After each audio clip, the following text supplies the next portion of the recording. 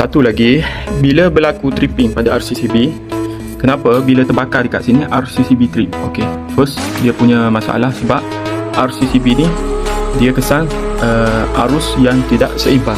Sebab tu dia menyebabkan RCCB ni trip.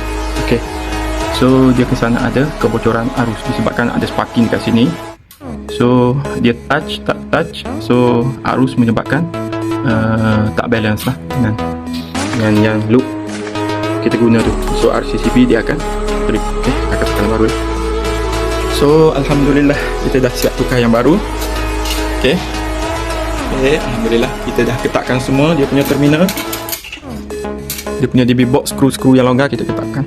So kita dah buka, alhamdulillah function dengan elok lah. Okay, aircon, lampu kipas, soket plug tak ada masalah. Okay,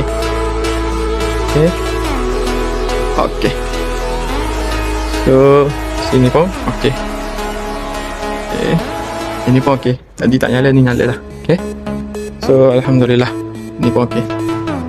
Yang ni aircon okay, cuma lampu dia punya metal dah terbakar. Untuk soket plug alhamdulillah function tu. So untuk ni alhamdulillah settle. Lampu dinding ni semua dah, metal dia dah blue lah. Bila neutral putus, ada beberapa barangan elektrik yang rosak yang sama.